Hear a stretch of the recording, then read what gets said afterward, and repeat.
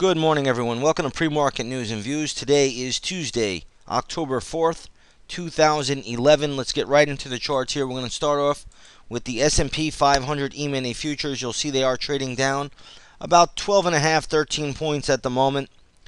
Pretty good little sell-off here, continuing from yesterday's decline, and futures are down, nearing that August 9th, 2011 lows. So if we go to a daily chart here on the futures, you'll see that we're right there nearing that August 9th low, double bottom for the futures.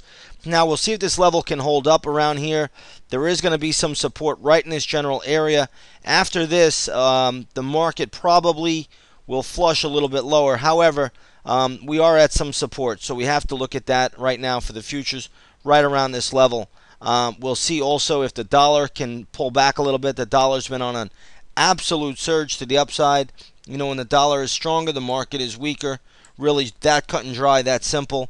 And here you can see the dollar really having a big bid, I'm going to say around 3 in the morning, then pulling back a little bit, and now trading right around that 80.29, 80.30 level.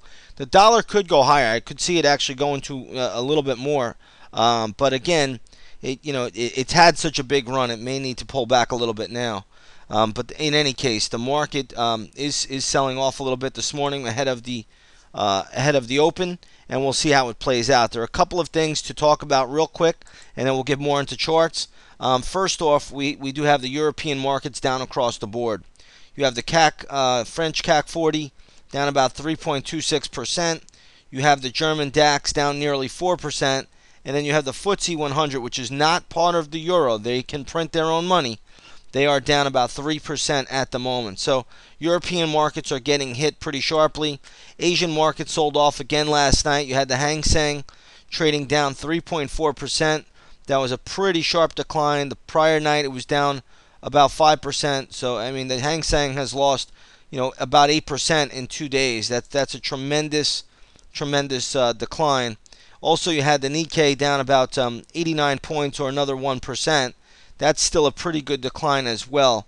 So the Asian market's definitely under pressure again this morning. Watch the Asian ADRs. They could be weak. Stocks like Baidu, stocks like Sina, they could all be weak. These are market leaders that have fallen really from grace. And you can see here a chart of Baidu trading down to 102. So I think that's a new low there. Let's take a look at Sina. This is another leader, Sina Corp. Yeah, that is trading lower already to start the day. Now, these stocks are very, very oversold. Make no bones about that. So, they could be due for some kind of a bounce on any dollar pullback. If the U.S. dollar index sells off or pulls back, you're going to get a reflex bounce in a lot of these names at these levels. So keep those in focus and watch those. I think they're pretty important. Also, if we look at the Indian Sensex, that's the Indian market. That was down 1.7%. So same thing goes for the Indian ADRs this morning. You could look at stocks like Tata Motors. Yeah, you can see that gapping down a little bit. Take a look at Infosys. That's another big name. That one's holding steady right around the $50 level. But in any case, they could be under some pressure if the market continues to sell off. Now, I got to think with that double bottom here, you're going to probably get a little bit, at least a little bit of initial short-term support. So again, that's how you have to view it at this point. But we'll see where this thing heads once the market opens. Couple of other things to look at today. Let's talk about Gld Gold. And you'll see GLD is sold off a little bit. Yesterday closed at 161. Today it's trading at 160.61. So $160.61. Trading down a little bit this morning.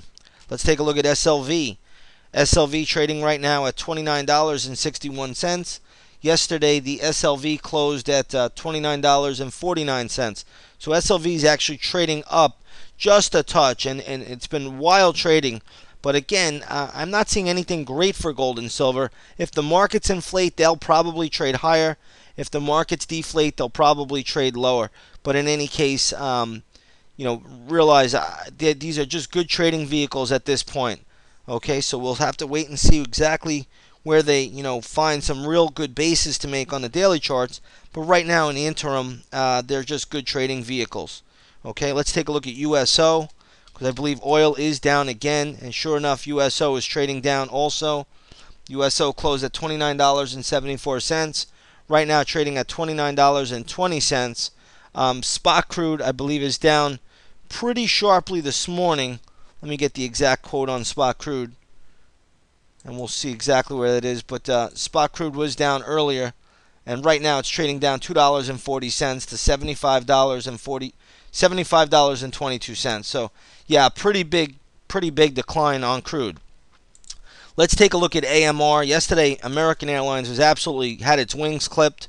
Look at the big thrashing. Today, the stock is bouncing back ever so slightly. So trying to make a move back above $2 and staying there. But in any case, airline stocks still look very weak. But they could get any kind of a snapback rally with any kind of decline in the dollar. So again, airline stocks really were hit hard yesterday. As I said, American Airlines really just plummeted, went down as low as $1.80 by noon, was halted about 5 or 6 times, and today is trying to make a little bit of a recovery, not really much of one. So airline stocks really punished yesterday, and they were all of them across the board. It didn't matter which one. You could take a look at US Air, you could take a look at Delta, you could take a look at, let me see, UAL, United Continental, same thing. So they were all trashed, and they're trying to bounce back a little bit. I'd be careful with the airline stocks here. Maybe they get a dead cat bounce, but I'd need to see one more flush really before I could play that move. Okay. As for major stocks in the news today, it's really everything's down to start. I mentioned Baidu already. We took a look at Amazon. Amazon is trading a little bit lower. That's down. There are a few others, but nothing earth-shattering here. Everything's just trading lower. I don't see any major mover out there. Watch for weakness today if the dollar remains strong and all the commodity names such as BHP, RIO, Rio Tinto. You could watch it in Freeport Mac, things of that. Cleveland Cliffs is another one.